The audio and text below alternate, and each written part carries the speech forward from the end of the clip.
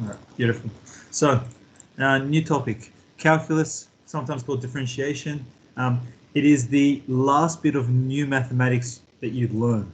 Now, what I mean by that is when you were in primary school, it was called the number system. Then when you got to high school or year 7 to year 10, you learned algebra. And then the highest part of math becomes calculus. And then university is pretty much just calculus based, which obviously will branch off into algebra with some bits and pieces. But calculus is all going to be university based work. So it's really important. We're going to look at the year 11 concepts, which is just basic differentiation. And then in year 12, we'll actually look at the applications of calculus in the real world, which would allow us to find slopes of any curves. It allows us to find. It pretty much allows us to find maximum and minimums of real life problems. So if I wanted to maximize profit while minimizing costs, calculus allows you to do that. It will actually give you a maximum profit and minimum cost. So calculus pretty much allows for perfection. That's the idea of it as we learn the applications of it, but that's more year 12. So in year 11, we're just going to start with the basics. What you might say as if you thought of algebra, we're just going to learn like, x plus x. That's what we're going to do in calculus now. All right, so the first skill is limits. The concept of limits is very important when studying calculus. We might be a little bit familiar with the idea of a limit. So consider the hyperbola 1 on x. So you've got a hyperbola like that and like that.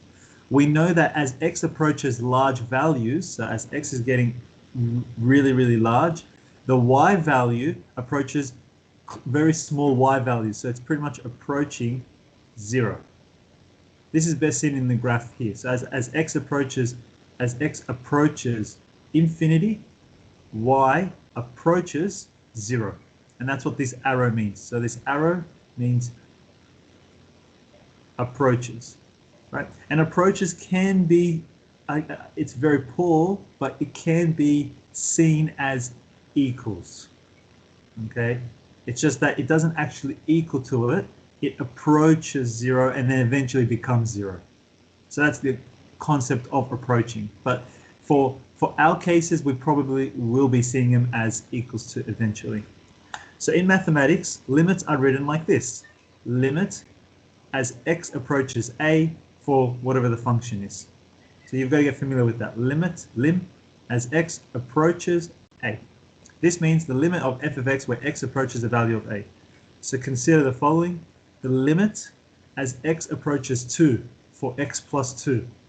That means find the limit, so find the value that it could be for this function when x approaches the value of 2. Okay, so we can explore this a little bit via table of values. You can sub in 1.98 into here. So can you see how it's approaching 2 if I chose these numbers, and it's also approaching 2 from this way if I chose these numbers? Just sub them in and you'll get 1.98 plus 2, you get 3.98. 1.99 plus 2, you get 3.99. 2 plus 2, you get 4. 2.01 plus 2, you get 4.01 and 4.02. So you can see what's happening. As it's approaching 2 from here, it's getting smaller. Look, 4.02, 4.01, and then as it becomes 2, it actually becomes 4. And same as this side. As I'm approaching it from the left-hand side, it's becoming 3.98, then 3.99, and then obviously eventually as it becomes 2, it actually gives me the value of 4. So this table of values is not what we're going to do ever. It's just to show you what's happening. But the idea is, regardless of which direction you approach, the value of x equals 2, the value of y would always approach 4. So pretty much, if I ever asked you this question here, limit as x approaches 2 for x plus 2, that just means subbing 2. So your answer becomes 4. It's that simple. Okay? Anyone have any questions at this stage? All right, beautiful. Yeah, so just it's important. It's not always the case where it will be, you know, a simple substitution, especially for like in extension questions. For graphs, not for calculus, but for graphs, it might not be the case. So you've got to be careful. Is it approaching the same value from the left-hand side and the right-hand side? So I mean, I can show you something. I can show you. Yeah, I mean here, I'm gonna get rid of this. Right. I usually would not say this because it shouldn't make too much of a problem for our math the way I do it, but I think it's important for you guys to understand it approaching from two different sides. So x approaches 0. Well, x approaches 0 can happen in two ways, right? X can approach 0 from this side, from all the positive numbers, and x can approach 0 from all the negative numbers. True? So -5, -4, 3, 2, 1, and then approaches 0. -5, 4, positive 5, 4, 3, 2, 1 approaches 0. But as x is approaching 0 from the positive side, so from here, what's happening to the y value? Well, y is approaching infinity. True? Well, what happens when x approaches 0? Sorry.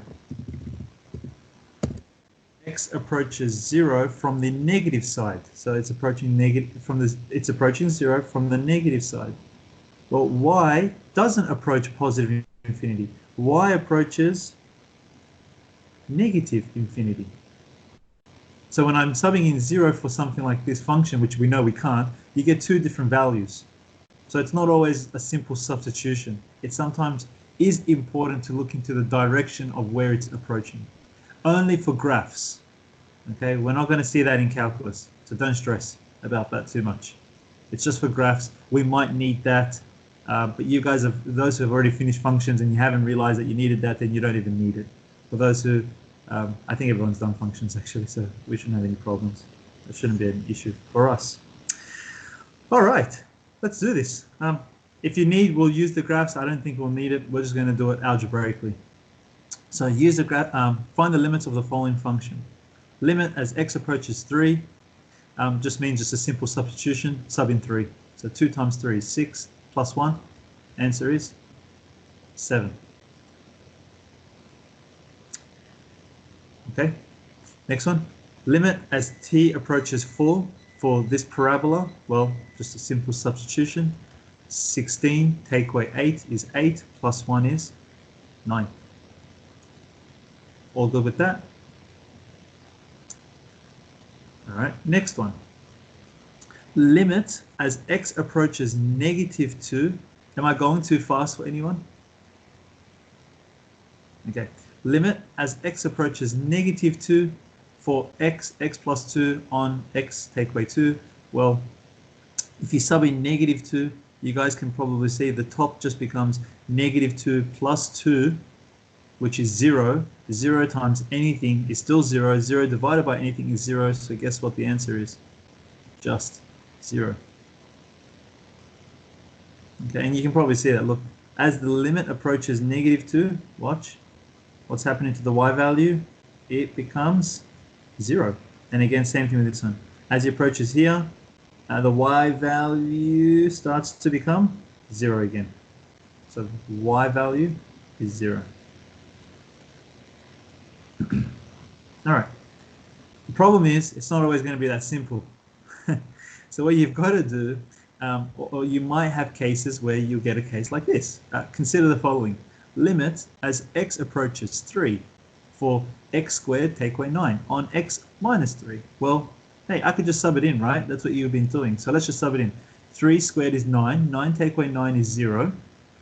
But I've got 3 take away 3, which is 0. Anyone tell me what the problem with that is? You might have to simplify the fraction. Yes. So what's the problem with this? It's undefined. And why is it undefined?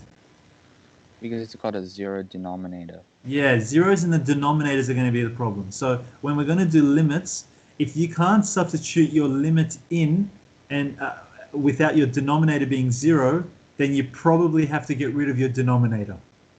Okay, so if it's not as simple as these ones here, like where we could just sub them in and get our answers, and and you're going to get stuck with your denominator, then you have to somehow eliminate the denominator. And the way we're going to eliminate it is obviously by what Anouk just said, simplifying or factorizing the top, and then eventually cancelling out and doing that. So for a question like this, I think we've got it right here. What we've got to do is first factorize the top. Now, every time, it's really important because every single year I'll have one student that at least will get this wrong in their exam. So it's really important that every time you haven't subbed in your actual limit, you must write the limit as x approaches 3. So if you haven't subbed it in, you must write this still in. All right, it's very tempting for a lot of students to do this because especially you've just completed, algebra. So it's tempting to write equals and then go, I factorize. This is wrong. The reason why it's wrong is because when I'm reading this in math, I've read it as, all right, the limit, and then all of a sudden it becomes just algebra. So you completely ignored this. And that would be a loss of 1 mark there. So be careful, be pretty strict with yourself. Every time you haven't subbed this in, you must write all of this in. So it'll look like this. Equals limit as x approaches 3 for x minus 3, x plus 3 on x minus 3. If we just write the answer part, we won't get. If it was worth 1 mark, you'll get 0. If it was worth 2 marks, you'll get 1 out of 2. Oh, you will lose a mark. I promise that. So please be strict with yourself. Now, what can I do? Well, I didn't like the x minus 3 because if I'm going to sub in 3 take away 3 in the denominator is a problem. But what can I do now? Gone. Next line is the limit as x approaches 3 for just x plus 3, which I know the answer to now. That's 6. So I'm going to sub it in. 3 plus 3 becomes 6. You're done. You don't write limit. So be very strict with yourself there. Limit. I've subbed it in. Got rid of it. All right. Any questions? Wait, so you don't have to write it for your final answer? You won't write it for your. Why don't you write it for your final answer? Because what have you done now? It's not a pretty. It just is.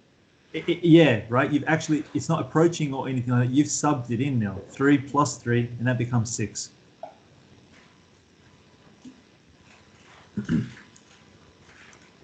So until you've subbed it in, you got to keep writing it. Just keep that in mind. Until I have subbed it in, I must keep writing it. Next one. Okay. M squared minus m minus 2. Okay, you know the problem. If the limit is approaching 2, if I sub it into the bottom, 2 take away 2 is a problem.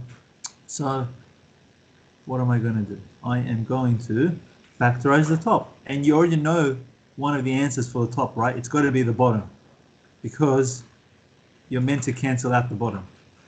So that would be my trick there. There it is. On m take away 2. Any questions about that? Aya, since you're doing this one with me, let's try something. I just want to make sure to see if everybody understands this. Next line. Aya, you ready? Yeah. If I didn't want to write the limits and I've subbed it in, what's my answer straight away? -1? No, it says it's 2. 2 plus 1. 3? 3, right? You would just write equals to 3. Are you meant to write limit? No. And why don't you write that? Because it's not approaching anything anymore. Because you've subbed it in. I think it's probably easy to say because you've already subbed it in and that's it. It's done. It becomes 3. Yeah? Yeah. All right, done.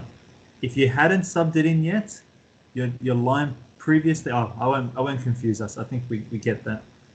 I'll do it for the next one. Next one. All right. Again, you're probably going to factorize h from the top. So it'll look like this. H squared plus 2h minus 7 all over h. Again, I can cross out the h and the h. Imagine I haven't subbed this in yet. It's simple. You can just sub in 0 right now, and some of you might see the answer. But imagine I haven't. Then the next line, I have to write this, and I have to write what I'm still got left, right? What I've still got left. There it is. And then sub in 0. 0 plus 0 is 0. Take away 7. Negative 7. Out of the syllabus. Do you guys get that? Anybody not understand what I've done with every single line there? Okay, am I going too fast for anyone? Perfect, let's go. So those were numerical limits, right? We subbed in numbers, 3, 4, 5, 2, 0. Maybe you can even sub in letters, it doesn't matter. But there's another case. The other case is infinity. Subbing in infinity. So sometimes the limit as x approaches infinity will arise. So consider the following. Limit as x approaches infinity. Well, what happens as x approaches infinity? Anyone tell me what happens to the y value as x approaches infinity? Doesn't it approach 0? It does. So y approaches 0, right? So there's two ways of looking at it. There it is graphically. And another way is just to think about it in terms of, a real life example. If I gave you one pizza and I said, go ahead and divide it by an infinite number of slices, how much are you really going to get? You're pretty much going to get nothing. Now, it doesn't matter if it was 50 pizzas. It doesn't matter if it was 150 million pizzas, right? If you're going to divide it by infinite number of slices, eventually you'll get nothing.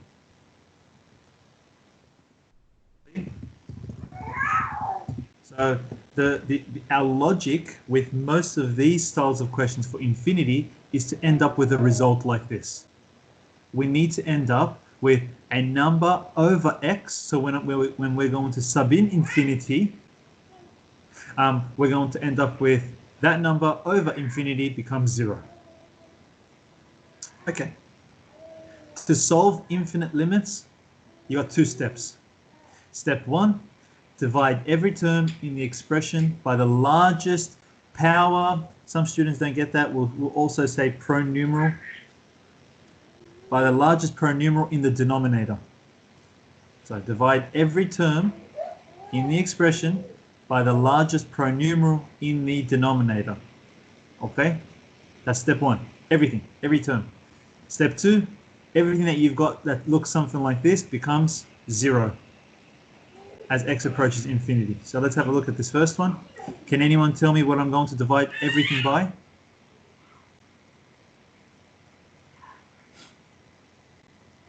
Take a guess. Largest pronumeral in the denominator.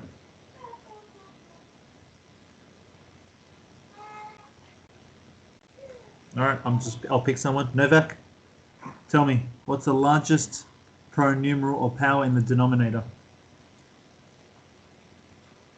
3. 3 is a coefficient. Pronumeral is the x's. So 1. No. So read the denominator for me. 3x squared minus 2. Beautiful. So 3x squared minus 2. Just to get some of the terminology clear. What is the constant in this denominator? 2. Yes, negative 2. Be careful. You got to be strict with that. What is the coefficient of x squared? 3. 3. What is the highest pronumeral?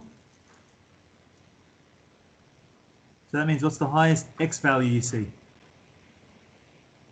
The highest x value squared. Yeah, x squared, yeah? X squared, yeah. Squared. Pronumeral just means the letter. Oh. Highest pronumeral would be x squared. Simple? Yeah, yeah. So what's the highest pronumeral now? What's the largest pronumeral in the denominator? X squared. X squared. So you're going to divide everything by x squared. Now, because you're only dividing, you must still write limit. You haven't subbed it in yet. Then everything divided by x squared. So it'll look like this.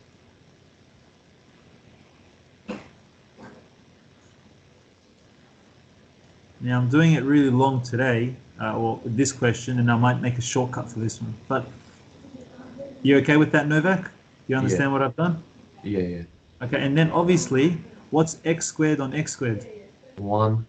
1. Hold on. So limit as x approaches infinity, this becomes 1, not 0, 1. All right. 2x on x squared, well, that will cancel out, and it looks like this.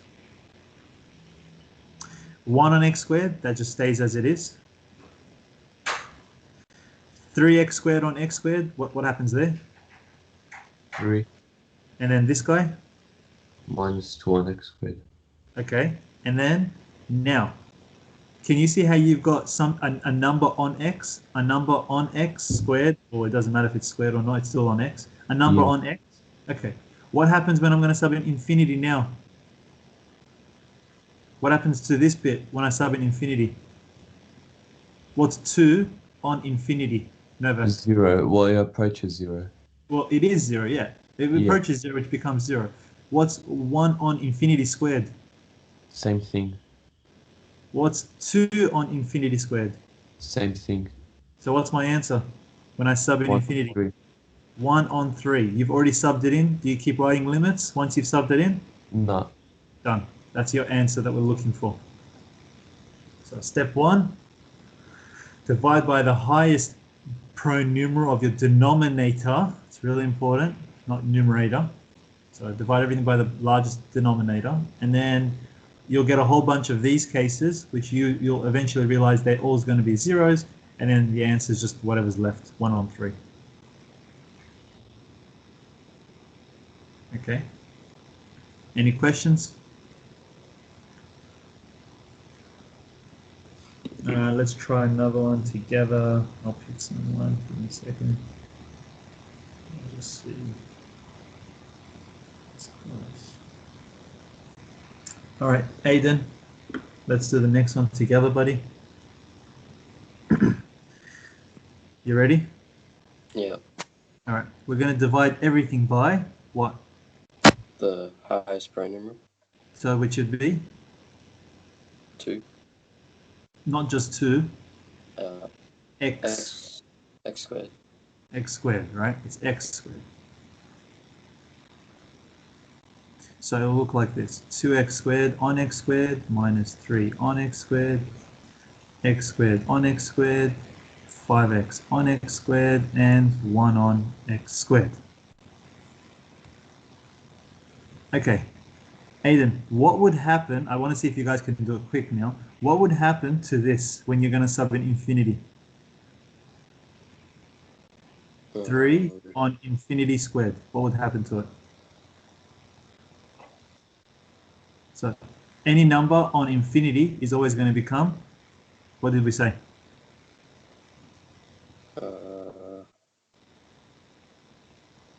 Am I going too fast? I didn't really understand that last one. What you Just that last one? Yeah. Anybody else that didn't understand this last one? No? All right, Aiden, so watch this. Let's have a look. So let's look at, I'll do it a little bit slower. Starting from here again, yeah? Did you understand this first step? Yeah. Okay. What are you going to do with when you're seeing it as x squared on x squared? What are you probably going to do with these two? Can cancel? Cancel them out. Can you cancel anything out from this line? No. Can you cancel out anything from this line? Yeah. Yep. So x squared on x squared will actually just become 1. What about this one? I can cross out that, and then you're just left with x in the bottom, and that's it, yeah? Yeah. So what are you left with? Limit as x approaches infinity. Tell me, what are you left with? Numerator, what are you going to write?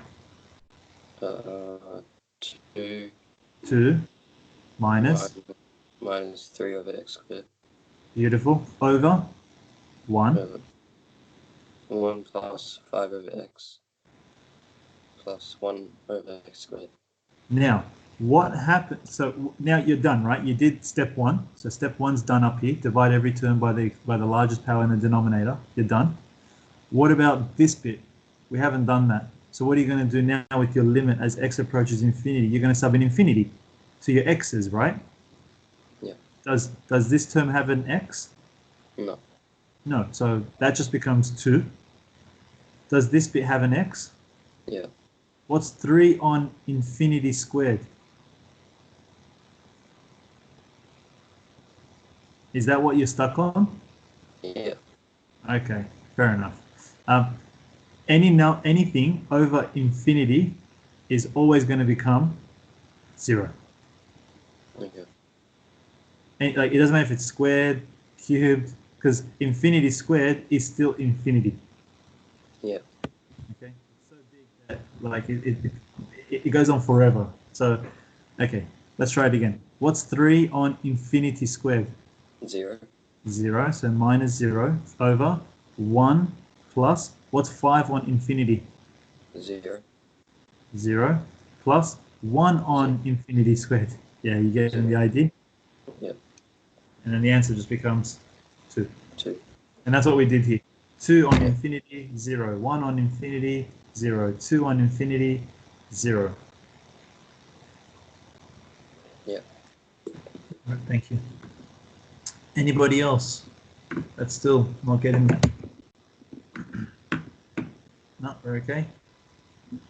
All right.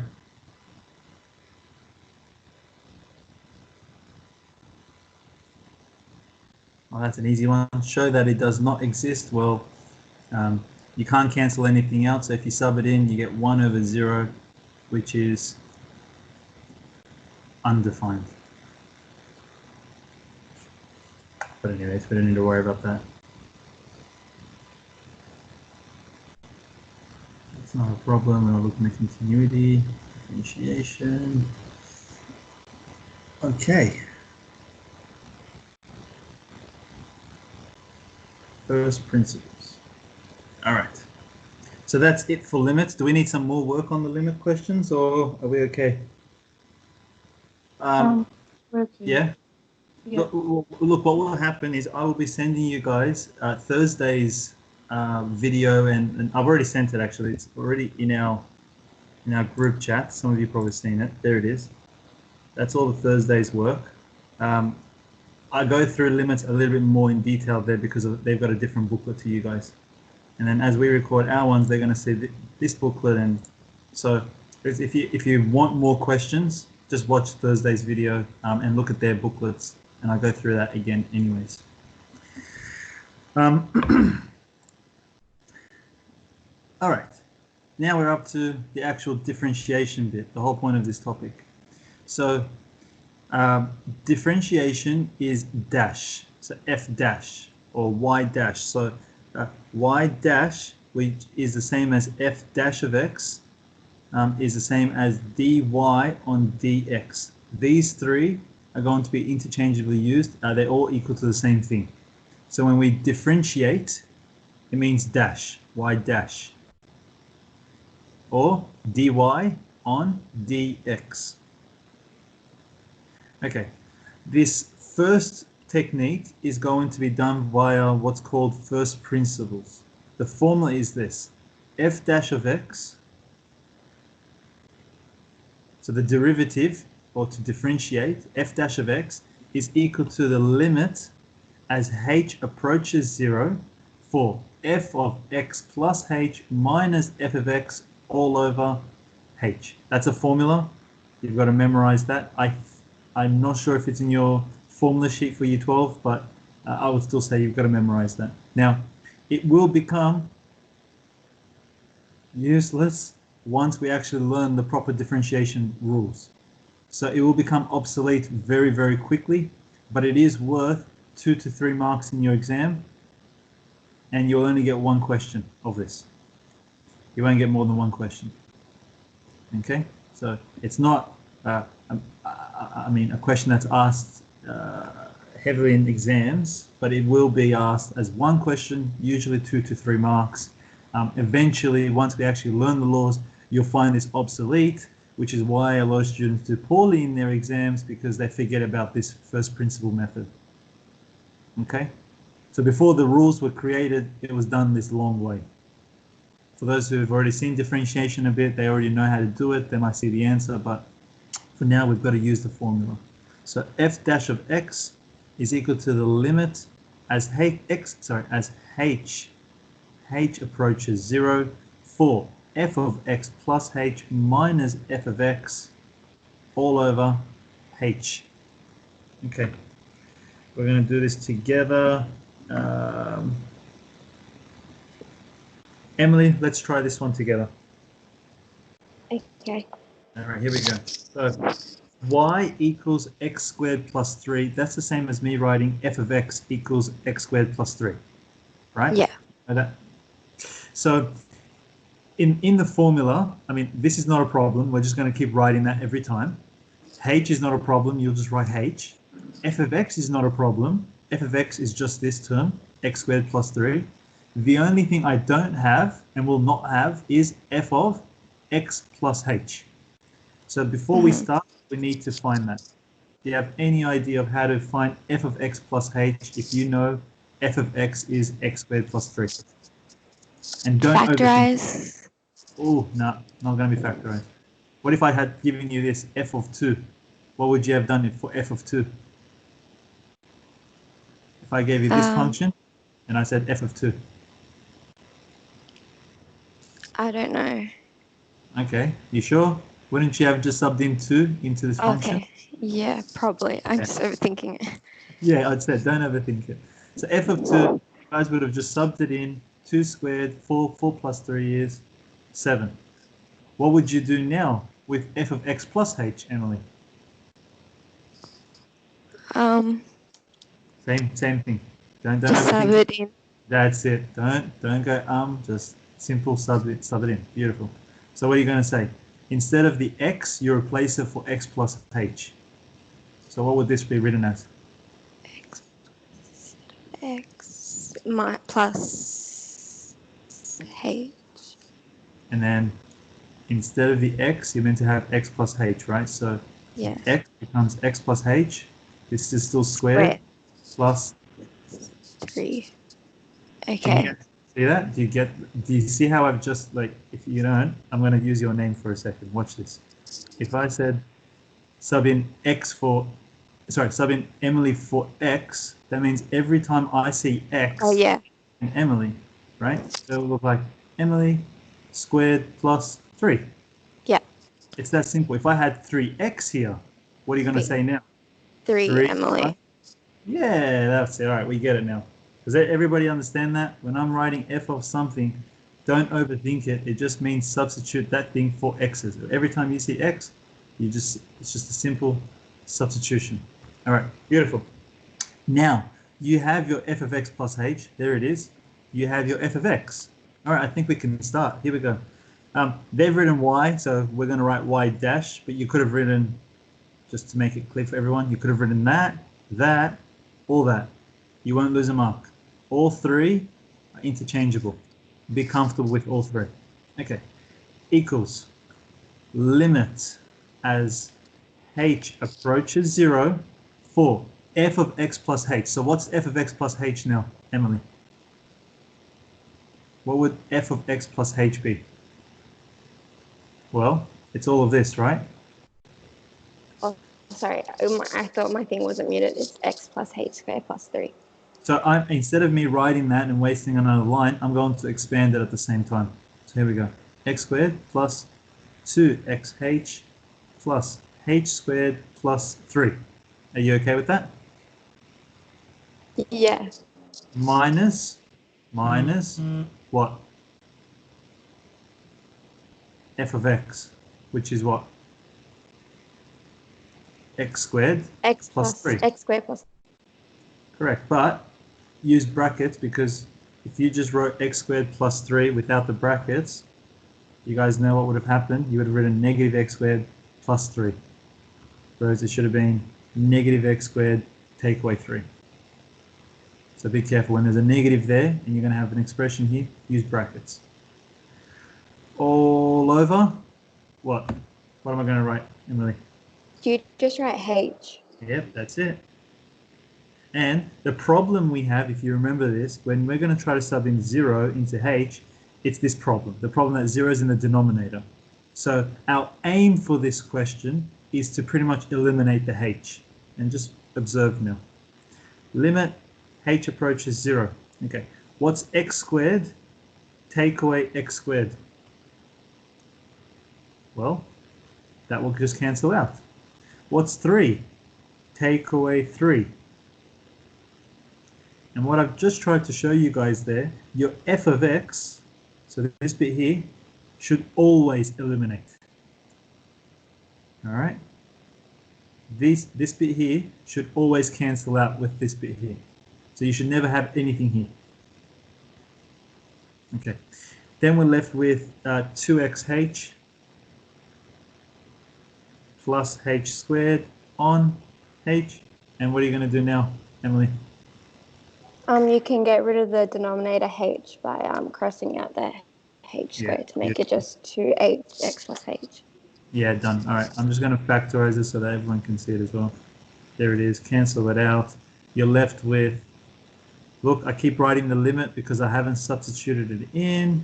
And now I'm going to substitute h is 0 into here. So what's my final answer, Emily? H approaches 0. Yeah? Is it just 2x? You are correct. Done. And that is the derivative of y equals x squared plus 3. Now I'll just let everyone copy that down. Ask me any questions, please. Because guaranteed you'll get this question. It'll only be worth, like I said, 2 or 3 marks. There'll only be one of them, but you've got to know how to write every single line. The biggest problem is this one usually for students. They're not writing limit every single time. So be pedantic with yourself. Be strict.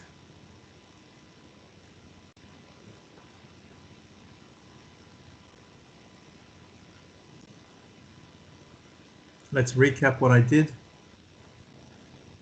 The formula was limit as h approaches 0 for f of x plus h, take away f of x all over h.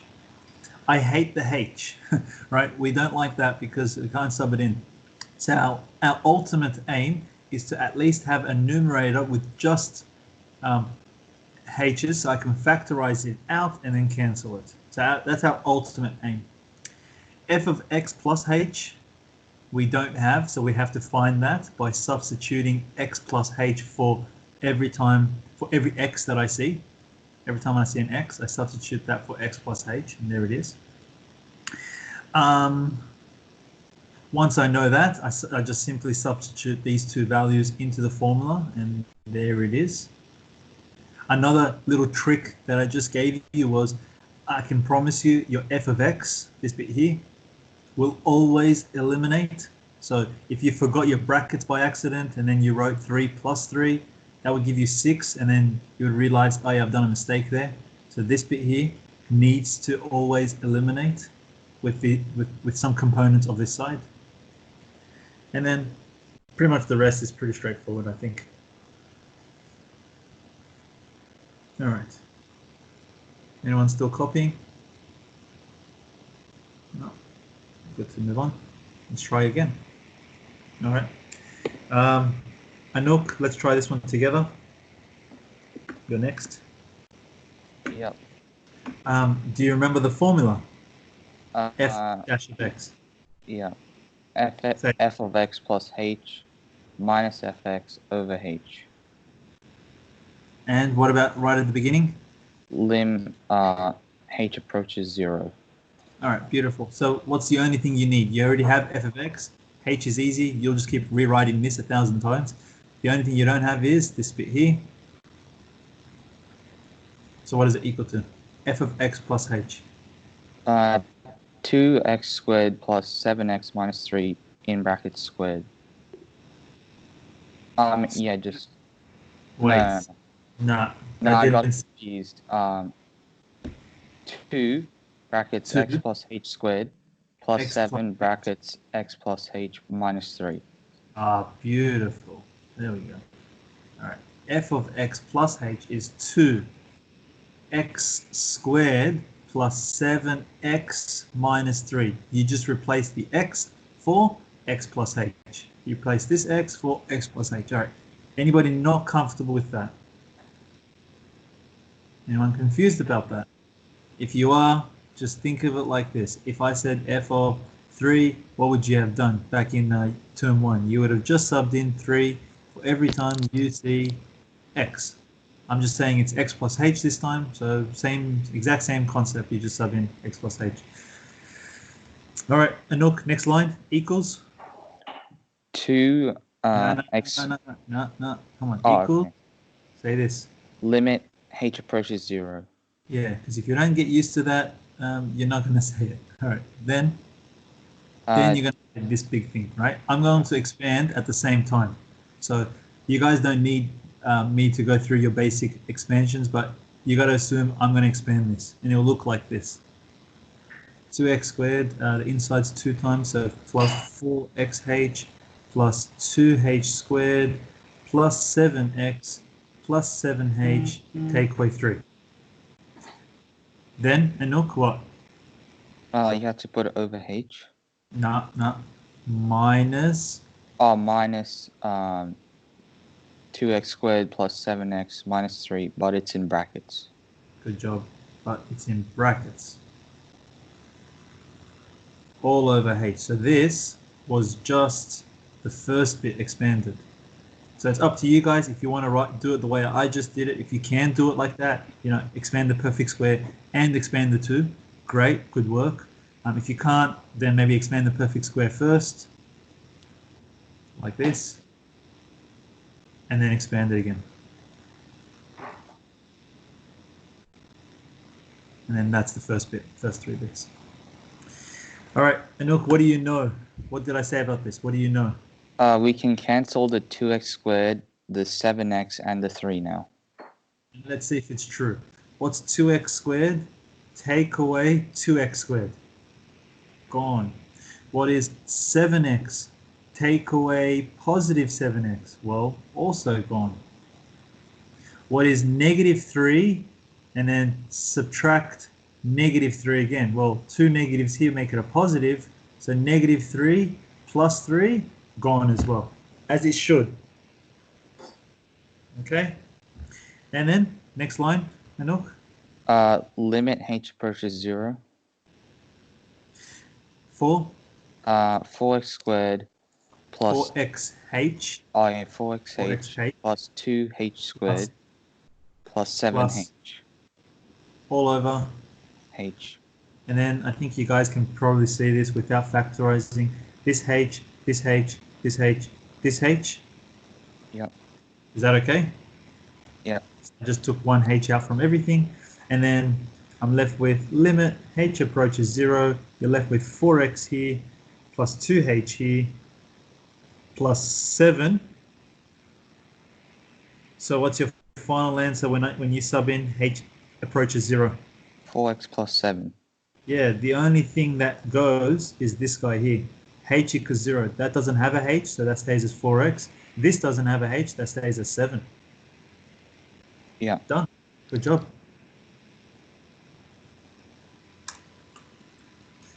Any questions from anyone?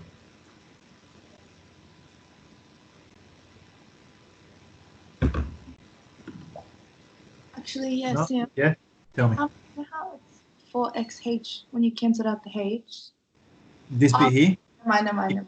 If you don't like it the way I just did it here, you're more than happy to do it this way. Watch this. So factorize the h out. So it'll look like this. H, and then what are you left with? 4x plus 2h plus 7. So exactly that, and then over h, and then you cross out the h. So it's up to you. You want to factorize, or you want to just get rid of one h from everything? You're only allowed to do that method here that I'm doing if it's everywhere. H is everywhere. Yeah, because I thought, wouldn't the whole 4x become 0 because it's multiplied? But never mind. Does that happen? No. Your x's will always be there because just the h is 0. All right. Good. Anybody else? All right. Again, the other video, the other worksheet, they'll have some more questions because it was in the advanced class. So I've done a bit more with them. If you want to go through a few more, you can. for you guys, I think this is enough. You don't need to worry about it too much. Now we're going to get to the actual differentiation laws and rules. So the rule is pretty straightforward. To differentiate something that is like that, it becomes like this. So you bring the power down, and then you decrease the power by 1. So if it's like that, y dash, you just bring the power down, decrease the power by 1.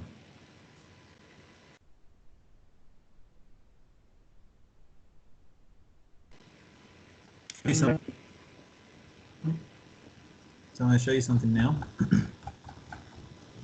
So we just did this by first principles, right? And we worked out that the derivative became 2x. So you can see how quick this will become obsolete, this first principles method. But you remember, you have to do it. So by differentiation rules now, it'll look like this. Y equals x squared plus 3. So differentiation rules just say, look at your x squared, bring the power down. There it is. Write the x, decrease the power by 1. So 1. And then this doesn't have an x, so y dash is 2x. Exactly as we proved it here. So it can be done in one line now. Okay. All right, let's try it again. This one here, you have y equals 2x squared plus 7 by differentiation rules. Y equals 2x squared plus 7x take away 3. So y dash becomes, you bring the 2 down, 2 times 2 is 4, 4x, plus, there's an imaginary 1 there, 1 times 7 is 7, x to the power of 1 take away 1 is 0, so that just becomes x power 0, which is nothing, 7, constants gone. So what you can see is if it's a power of 2, and again, oh, there it is, 4x plus 7, 4x plus 7. What you can see though is if it was a power of 2, when you differentiate, it's going to be 1 power less. It's a power of 1. If you differentiate, it's got to have no x's, so it will just become a constant. And then if it's a constant, when you differentiate, it becomes 0. It just eliminates. Gone. All right, let's learn these differentiation laws or rules now. And this is what you're going to always use, right? These rules is what you're really going to use. You're not going to do first principles. All right, let's try it together. Shania, let's do the first one together. Y equals x to the power of 7. So what would y dash become? 7x to the power of 6. Yeah, it's that simple. And you decrease it by 1 power. You just brought the power down. It's easy stuff. Queenie, y dash becomes? 24x to the power of 7. Done. You brought the 8 down. 8 times 3 is 24. X, you subtracted 1 from the power, becomes power of 7. I'll just use different lettering this time. dy on dx. dy on dx. Nada, dy on dx, what would that be? 3x squared plus 4x to the power of 3. Yeah, it's that easy. So you don't even need to do first principles. You guys can see that. But if the question, I've just got to clear that up. The question specifically, and it will specifically ask by first principles, then you'll do this method. If it doesn't, it just says differentiate, you'll never do this method. You'll only do this. Okay. Last one, dy dx again is 4x cubed minus 3x squared, and then the 5, well, it's just a constant. It doesn't even have an x, so it's gone. That's it. Okay. Next one, Aya. Let's let's do the next one together. Have a read of it first. Differentiate f of x, and then evaluate f dash of 1. Okay, well, let's differentiate first. Aya, what's your answer for f dash of x? I'm not on mute. So, oh, this doesn't have. Is this what we just did? Yeah. Differentiate, yeah. Okay, 10. Learn the word. Learn the word. Differentiate means to do what we're doing now. It's a new word. It's like a word that you need to know, like just like solve and factorize. So then limits is the other one. Limits is the whole other one. Yeah, correct. Okay. So this would be 10x4 10x to the power of 4 minus 21x squared plus 5. and that's it. That's it. No, that's it. Don't say minus 4 because that's gone. And look what happened. Power of 5 became a power of 4. Power of 3 becomes a power of 2.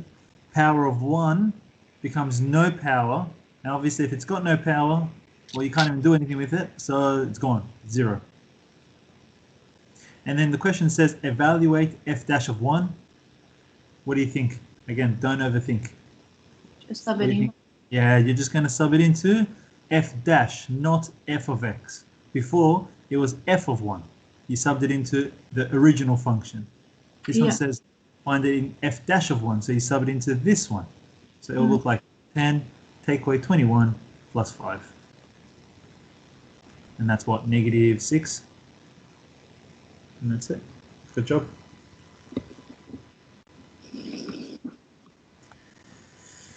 Okay.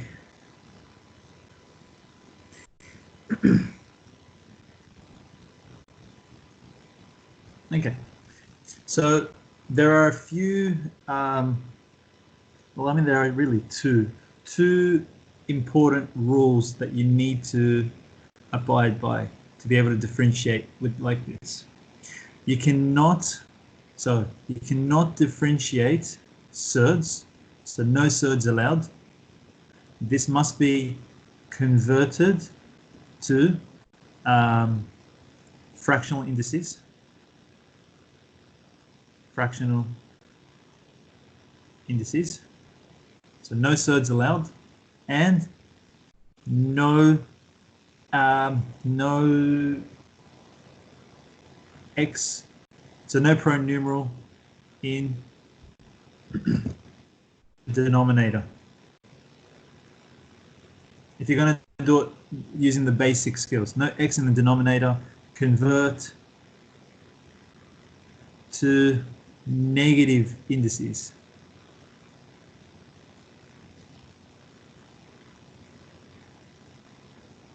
Okay.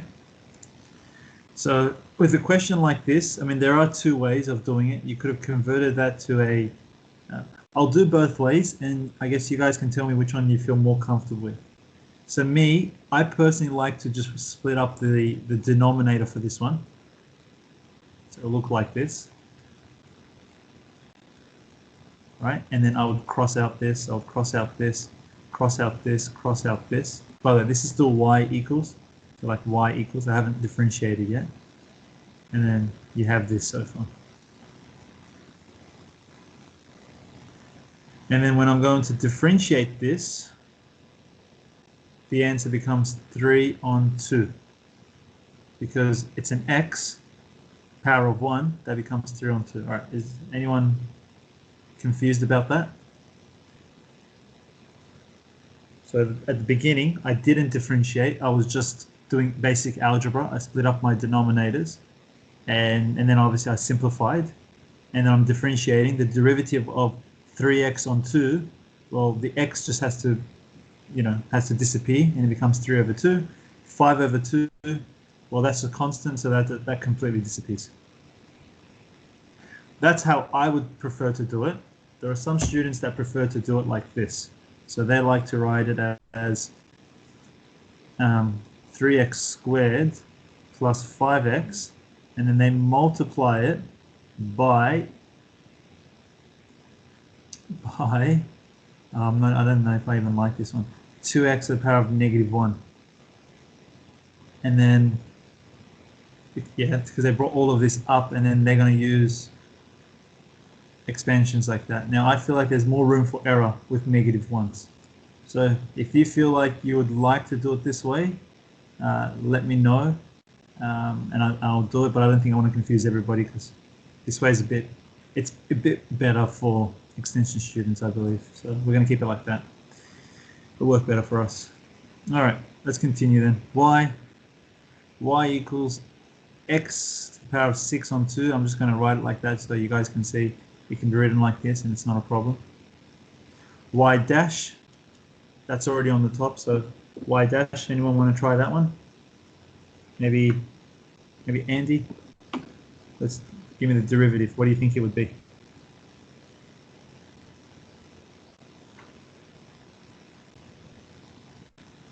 Andy, are you there?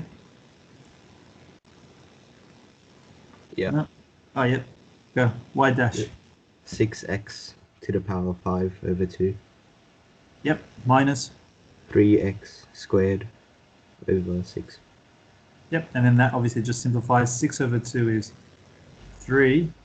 And then 3 over 6 is a half. All right. Good work. All you guys got to remember, no x's in the denominator. You can't have numbers in the denominator, and no surds. So it's coming soon. All right, with a question like this, you would first expand. So imagine that was y equals. So y still equals to 6x squared, take away 4x, take away 9x, plus 6. Simplify. Again, be pretty strict with yourself when you're writing y compared to y dash. Don't just keep writing equals, equals, equals, and you've differentiated. You will lose a mark for that as well. So if you haven't differentiated, it's still y. If you've differentiated, it becomes y dash. Aiden, let's do y dash when you're ready. It'd be 12x minus 13. That's it. X disappears, 6 disappears. Perfect.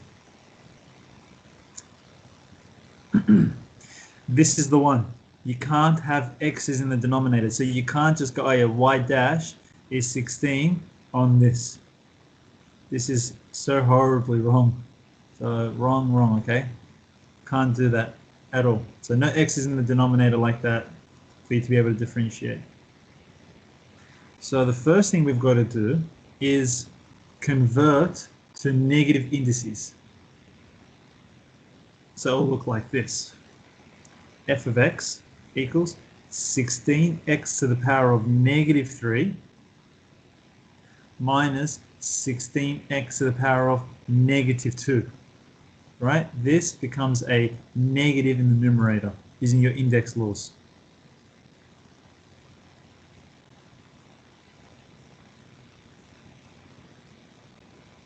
Okay. And then, once we're at this stage, we can differentiate now. Who's going to do this one? Anouk, let's do this one. F dash of x, what does it become?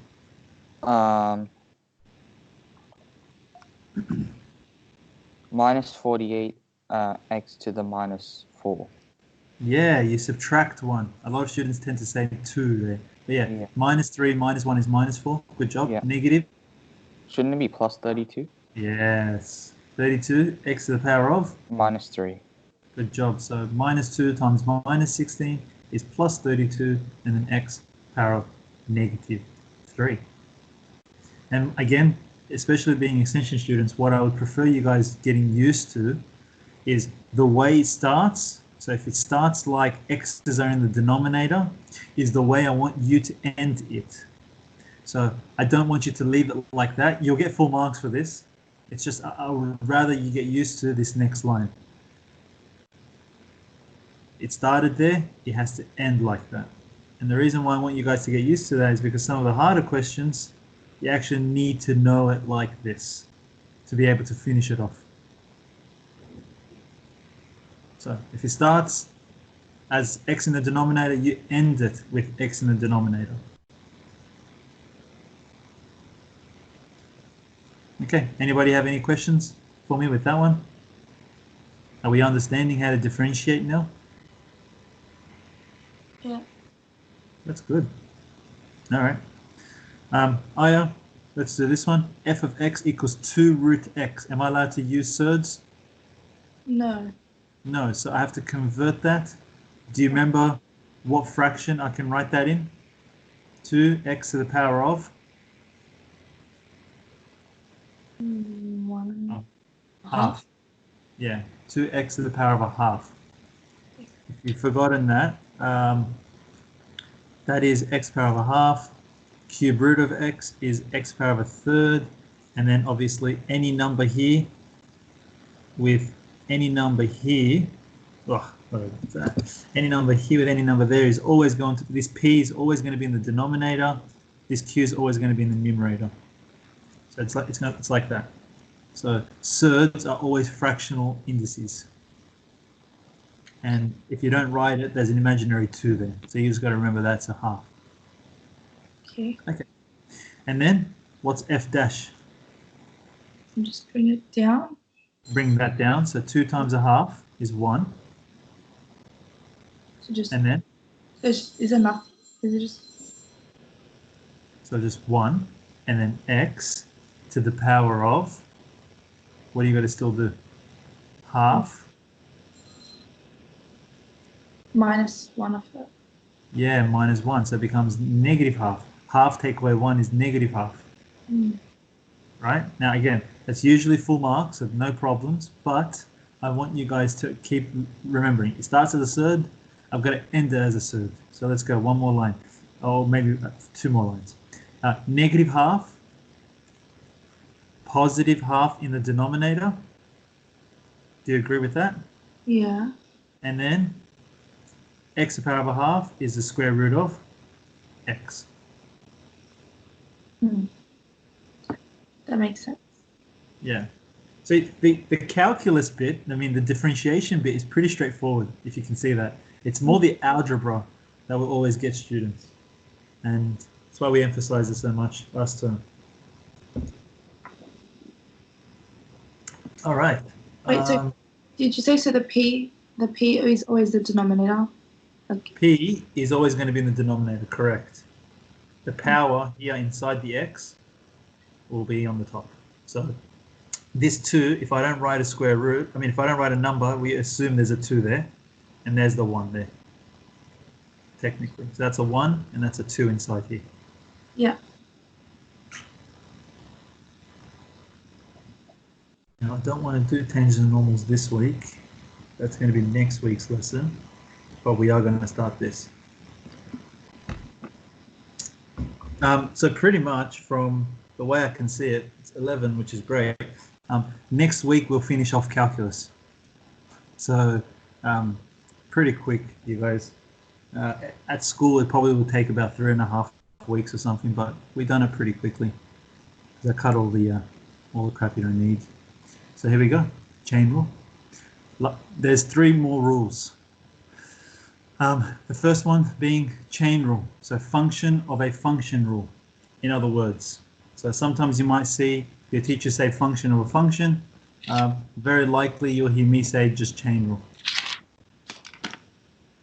This one says it like this. So what we just saw before, we saw it was just one like x, right, individually. And we saw the answer to that to differentiate was this. Now, what if it's not just an x? What if there's more to it? So like this one here, it's x squared plus 1. Well, the rule is pretty straightforward. All it says is you still do it normally. So you bring the n down. There it is. You bring the n down. You rewrite it. You rewrite whatever you've got left. So you keep your x's the same. You rewrite it. You subtract 1 with your power. So exactly the same thing. The only extra bit you've got to do is you've got to still now differentiate the inside.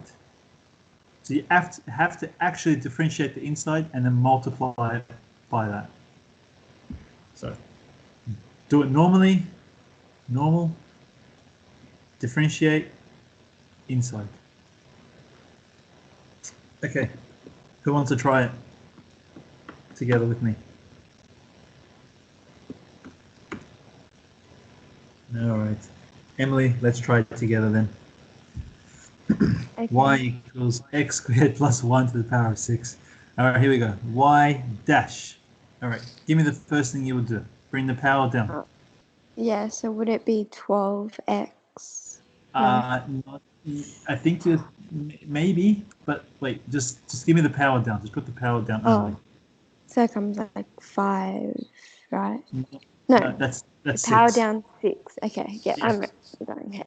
Okay. Bring the power down 6. Then you rewrite whatever you see. So what would you write? X squared plus 1. Beautiful. So that was like technically your x up here before. When we were doing it, we would have just written x, but this time it's x squared plus 1. All right, and then to the power of 5. 5. 6. Beautiful. So just look at that for a second. That's exactly like if you had done this. So if I had given you that question, your answer should have been 6x to the power of 5. So you bring the 6 down, you rewrite the x, you take away 1 from the power.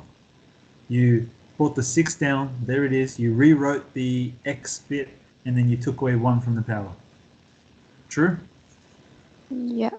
The only extra thing you have to do with chain rule is that you have to multiply the derivative of the inside, which means you still have to differentiate the inside. So every term inside you have to differentiate. So what's your derivative of x squared? 2x. Beautiful. And then the derivative of 1 is gone. So your answer becomes 6 times 2, which I think you said 12x, 12x. and then x squared plus 1 to the power of 5. And that's it. Okay. Does that make sense? So the only bit, the extra bit you've got to keep in mind is differentiate the inside.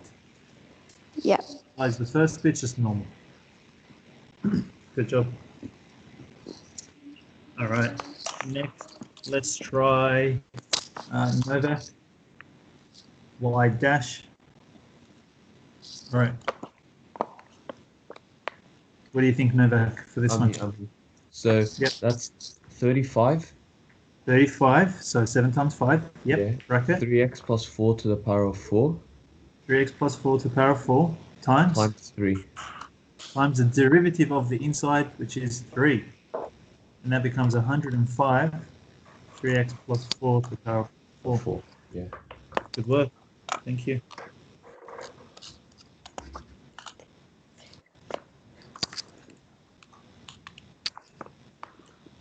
All right, next one. Shania, let's do the next one. Wait, so same question. Where does Yes. the last part come from? The times It's times 3. Yeah. So you have to differentiate the inside. So what's the derivative of, or how do you differentiate 3x? What's the answer? 3. Just 3. 3, and then what's the derivative of 4? Oh, okay, that makes 0. sense. So it's just times 3. So this last bit is derivative of inside. Yeah. So you're kind of double differentiating, if that makes sense. Yeah. You're differentiating one state and you're differentiating the inside. Yeah. All right, Shania, Okay. here we go. You got this, don't worry. Bring the power down. So n, and N. then in bracket ax plus b To the to the power of power of n minus 1. times by derivative of ax. What would be the derivative of ax? It'll be the same thing, so just a. A, plus- just, Yeah, no b. yeah, no B. Done. And you're done. That's it. Na ax plus b to the power of n minus 1, right? Think of this as a number if it helps. So if it was like the question above, there it is, 3x plus 4, or ax plus b, you're just looking at your number in front of your x when you differentiate. Good work. Queenie, last one. What's your first line though, Queenie? What must you do before you can actually differentiate? 25 minus x squared all to the power of a half. Good. You can't have surds, so you first have to convert the surd to the power of a half. Now when you've got this would be a chain rule question, so we're going to differentiate. 25 minus x squared all on 2. Okay, yep, so half 25 minus x squared, yes. Negative 2x up Wait, to the wait, power of yep. negative half To the power of negative half times by times negative 2x. beautiful. Done. And then of course half times negative 2 is negative 1. So you're left with this. Again, because I want you guys to get really strong. Look, that's full marks, right? So I want you guys to do super well in the harder questions as well. What's going to happen is your next line, that's in the numerator, that's got to be in the denominator. Why? Because negative half. So it'll look like this. Power of a half, next line, negative x on square root 25 minus x squared. You have to be able to move from this line to this line using your algebraic skills. How it starts is how I want it to end.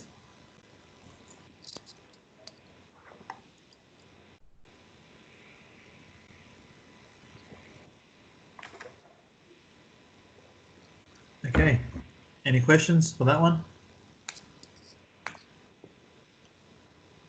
Beautiful. All right, that's chain rule, done.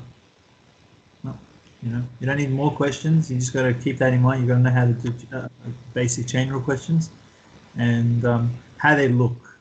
So chain rule is just about a function with another power on top. Okay, next bit.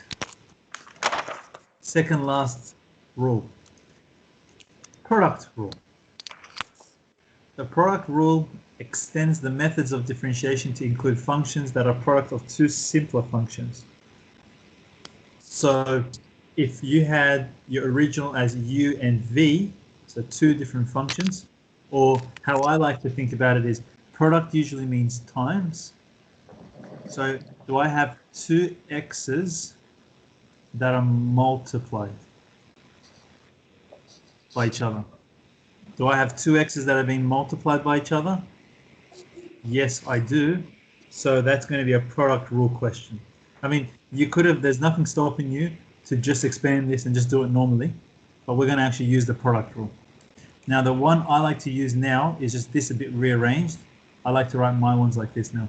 U dash V plus V dash U, because U's before V in the alphabet. So your product rule, U dash V plus V dash U. U before V in the alphabet, you differentiate U, you leave V, plus you differentiate V, and then you leave U. So, again, how do you know this is a product rule and not a chain rule, let's call it? Well, it's not a chain rule because it doesn't have a power of 3 or 4 or something, yeah? And the reason why it's a product rule is because you've got two x's that are being multiplied by each other. So you would label this first one as U, the second one as V. Your formula is U dash V plus V dash U. So U dash V, you differentiate the first, leave the second, plus differentiate the second, leave the first. Okay. Here we go. Who's going to try this? Anoop, let's do this one together. Yeah. U dash. All right. What's the derivative of 2x? 2. 2. And then that's U dash. Now V. What would you write? X plus 8. Yeah. V, you don't do anything to it. So just V. Plus, what is V dash? So differentiate this one. 1. 1 times U. Yeah, 2x. 2x. And then the final answer is?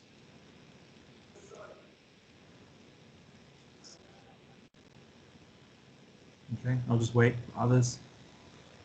Everybody understood what we did there? Differentiate the U first. There it is. Leave the V. Plus, differentiate the V, leave the U.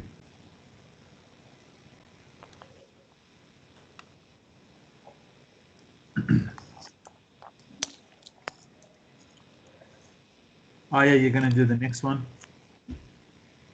So let me know when you're ready. I just write it down. Yep.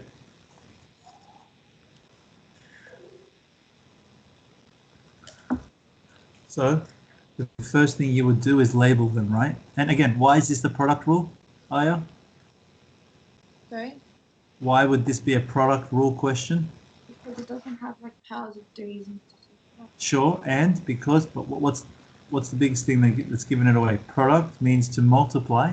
Can you see they're actually multiplied by each other? Yeah.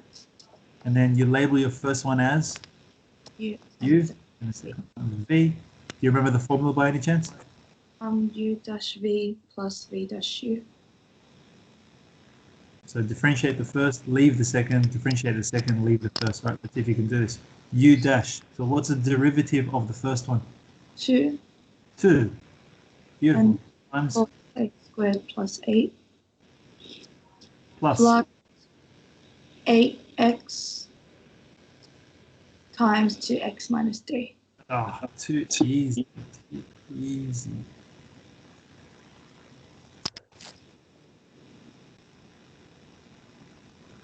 Eight plus 16 is 24.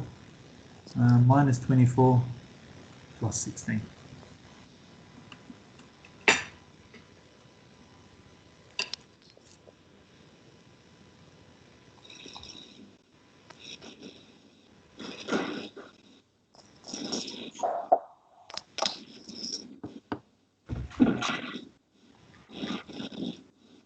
Let's do another one. You guys still copying that down, or no? We're good. All right, next one. I feel like Novak, you should be able to do the next one. So you're going to try it with me? Yep. All right, here we go. What do you firstly realize other than the product rule? It's a chain rule as well. It's the chain rule as well, yeah? So we're going to differentiate this eventually. The only way I'll be able to differentiate this is by using chain rule. Good job, Yeah. Here we go.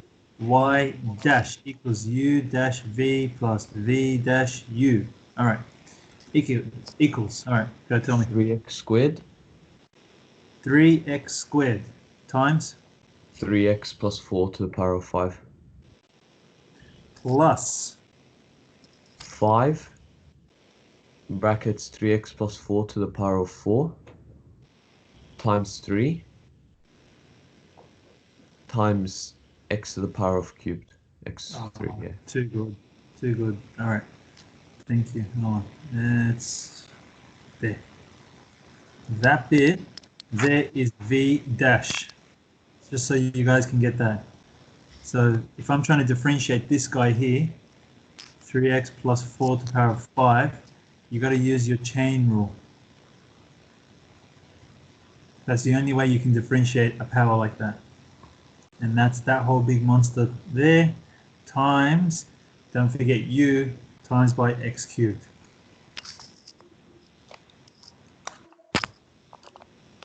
Okay, wait, anybody want me to go through that again? Wait, Anybody? that end part again. That 3x. So this bit here you're okay with, the first bit, U dash times V. Yeah.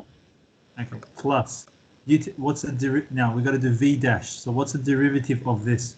Yeah, get 3. that 2. And then it's just Yep, like the last. Times, what's the formula? Isn't it V dash times U? Oh, yeah. U. Oh, never mind. Never So mind. what are you going to times it by? Just like, X cubed. Yeah. And that's what's tricky, because usually, you would think, okay, done, times 3, thank you, I differentiated, finished, and you pause, but you got to remember, no, you're not done. You still got to multiply by U. So it's always good to go back to it. As you guys go watch the other video and do the other worksheets and complete these worksheets again, and repeat, you'll get used to it. It's not too hard. Okay, Novak, we're up to this stage. Plus 15x cubed. And again, because you guys are extension, I would like to go one or two extra steps. So what are you going to do next? What do you realize? Common factor. Yeah, right. You can see some common factors happening, like definitely with this bracket and this bracket, and definitely with this and this. So you're going to factorize. Let's do the first bit. The one, the terms in the outside. What's common from 3x squared and 15x cubed? 3x squared. 3x squared. What's common from 3x plus 4 to the power 5 and 3x plus 4 to the power 4? 3x plus 4 to the power of 4. Yeah, you choose the smaller one, right? Yeah. You're factorizing. All right. What's missing from this 3x and plus this? 4. Yep. Plus 5x. 15, 5x. Good job. You just factorized perfectly. And I'll finish it off now.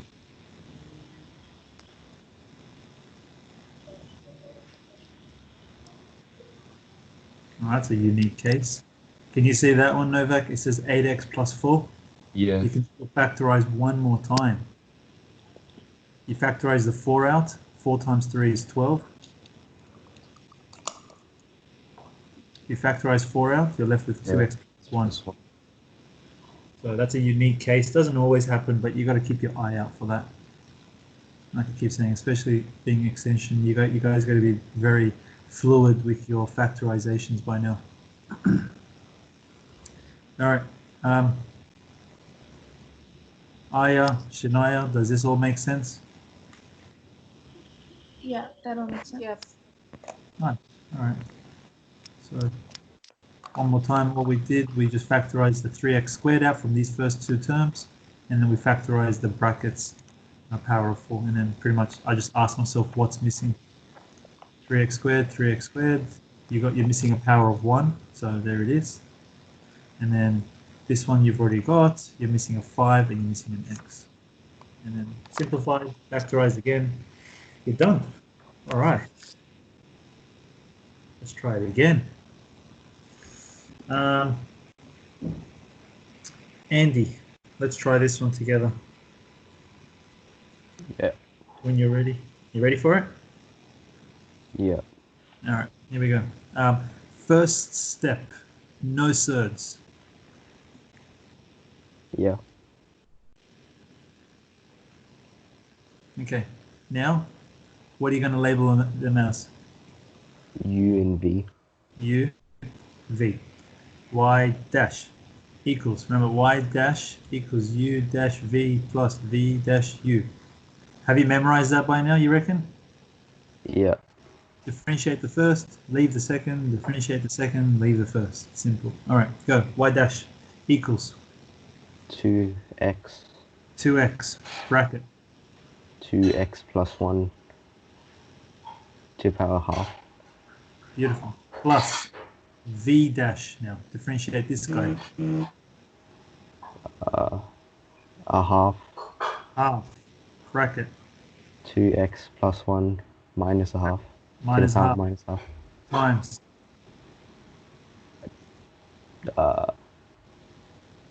2. Yes. Wait. Times. X squared. Oh, beautiful. So, V dash, just to highlight it a little bit more, this bit's V dash. There. That is V dash. So look at that. He brought the half down. There it is.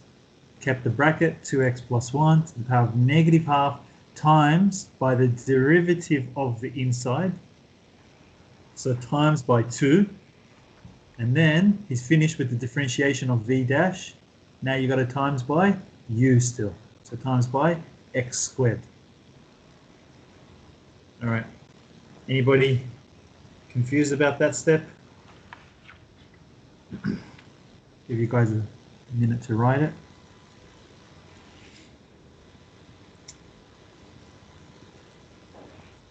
Okay. Now this is where, you know, our little trick will be required when we're saying you got to leave the surd. However it starts is the way I want it to end, because you will not be getting full marks for these questions now. But let's continue and we'll see what we're going to do. All right, Andy, so if that becomes 2x, you can't do anything to this side yet, so just leave it as this. Plus, what happens here? X squared. On. Bracket. Oh, wait. Let's see if you can do it in one line. Well, half times 2 is 1, so that's gone. X squared is going to be on the top. This guy's got to go on the bottom. 2x plus 1 to the power a half. Yeah, to the power of a half. Good work. Next line. Next line. Do you usually like it written with like one part of your algebra with no fraction and another part of your algebra with a fraction? Do you usually like to do that? Leave your answers like that? Probably not. You've learned to have common denominators as much as you can. So the next line is we're going to do a common denominator. So just to make it clear with everybody, for those who are looking into all this and going, whoa, what is happening? This step here is calculus. From here onwards, it's just term 1 algebra. Okay, so don't even say, oh yeah, calculus is hard. It's got nothing to do with this. All of this is algebra that we're about to do. Just that first step was actual calculus. All right, Randy, so we're going to multiply this by obviously this. So that becomes 2x, and then what would this become? 2x plus 1 to the power of a half multiplied by 2x plus 1 to the power of a half. Do you know?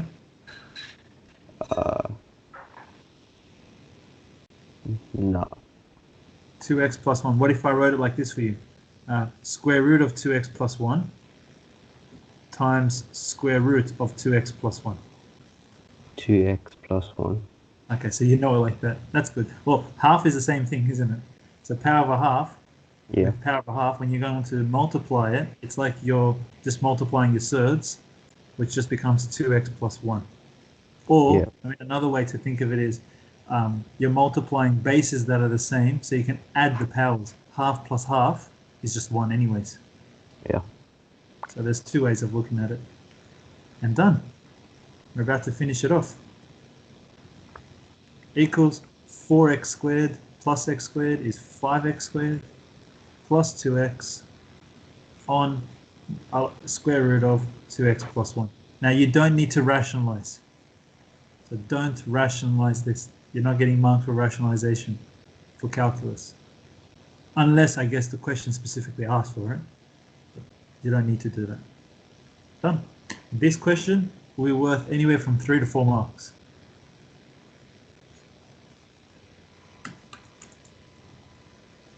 And to get the full marks, you have to get to this line. So if you're not used to, you know, having your surds starting like this and ending your surds like that, you'll not like work towards that for the harder questions either. So get used to that. How it starts and how it's got to end. All right, last rule. Quotient rule. What does quotient mean? Quotient means to divide, right? So this time your x's are going to be divided by each other. Again, I try to keep this like the one in my product rule now. So we go u dash v minus v dash u over v squared. So it looks very similar to your product rule, except instead of it being a plus, it was a minus because obviously you're dividing. The only extra bit you've got to remember is this over v squared.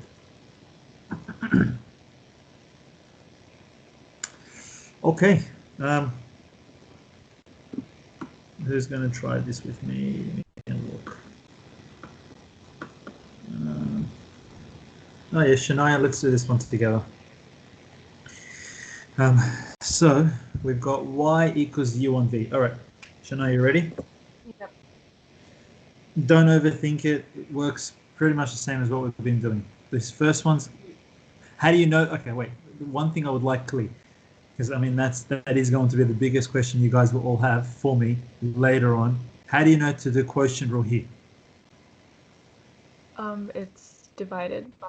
Yeah, you got 2 x's that are being divided. How did you know to do product rule for the top question? Well, you've got 2 x's that are being multiplied by each other. How did you know to do a chain rule here? Because obviously you've got an expression to the power of half, and to be able to differentiate that expression, you have to use chain rule. So chain rule is more of just a way of differentiating, whereas product rule, you have to actually identify it. Okay. But yeah, great. So that's you would have realized, okay, cool, that's a quotient rule. You would have memorized this particular formula, and then here we go. Y dash, all right, U dash 2 times V times 2x plus 1, minus V dash 2, times U 2x minus 1, all over. divided by 2x plus 1 square. Yeah, it's that simple. Equals 4x plus 2 minus 4x plus 2.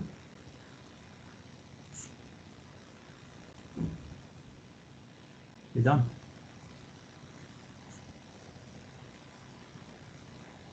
That's it. Good work.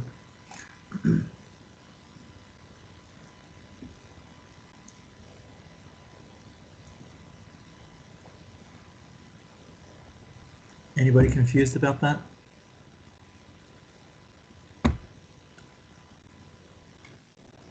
No? Makes sense? Okay. All right. Anok, let's try this one together. Yeah. What's the first thing you're going to do? Y or Y dash? U dash. But can you even, are you allowed to have surds? You have to use chain rule on that. Yeah, but are you allowed to have surds? No. No, so the first thing is I would like you to rewrite Y in the correct way. So that would be Y equals X plus 1 to the power of a half on X. Okay. Now, Y dash. Y dash is U dash V minus V dash U over V squared. All right, go. U dash. So label it. It's probably a bit easier to see them as well. All right, U dash. Yeah, you got to use chain rule. Tell me. You bring down the half. X plus 1 to the minus half. Times 1. So it's just half. Times the derivative of the inside, which is 1. So that's nothing. Yep, times. Times V, which is X. Beautiful. Times X. Minus. 1 times X to the half. X plus 1 to the half. X plus 1 to the half. All over? X squared. X squared. Great work.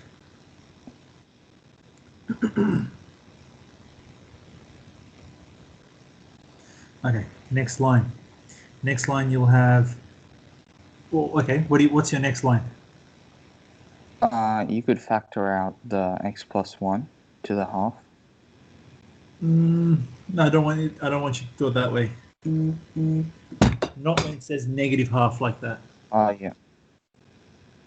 So sorry, why do you have 2 x's there in the numerator? That's kind of confusing me. Where do you have 2x? These is times 1x. Sorry, okay. Times 1 times x. Okay. Oh yeah. Okay. So then this should be x on 2. X on 2. Yeah.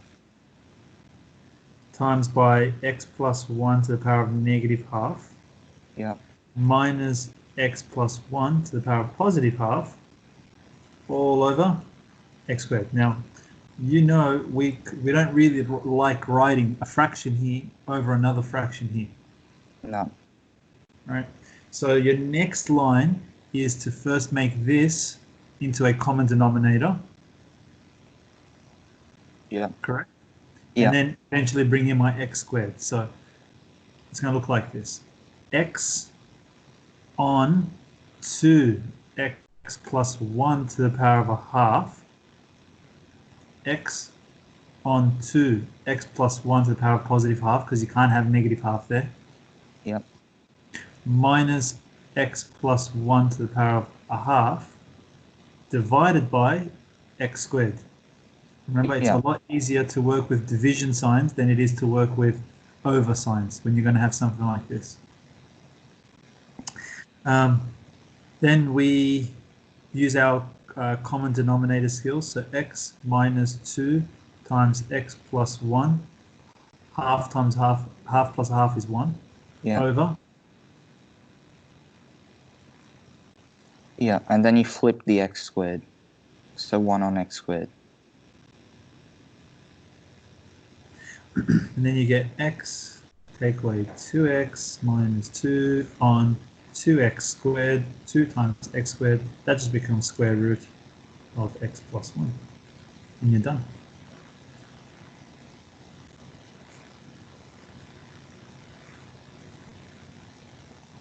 Okay, so again, algebra, not calculus, that's the problem.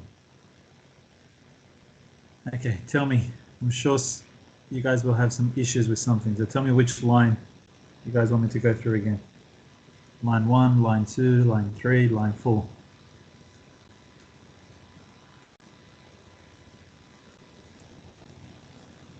Do we all get everything?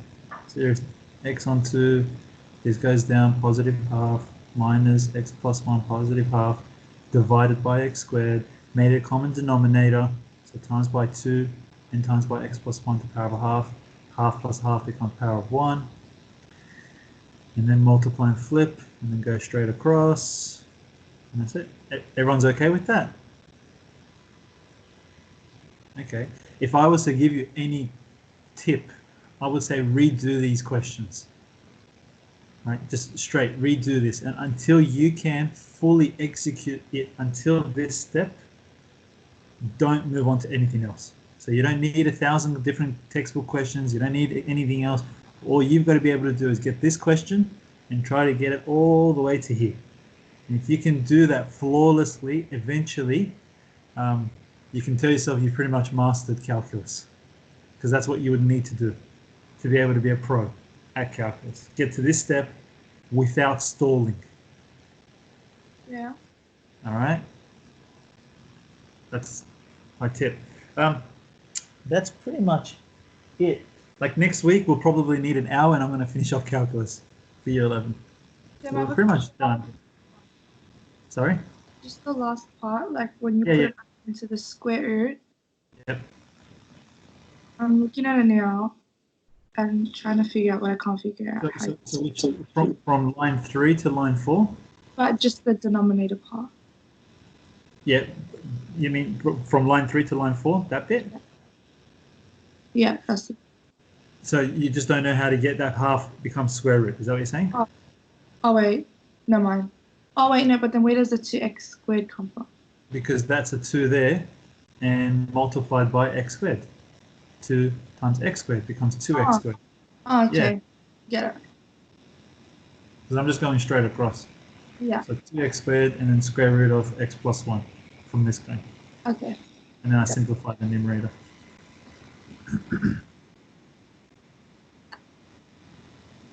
All right, I'll stop our recording there, because I think that's pretty good for what I need you guys to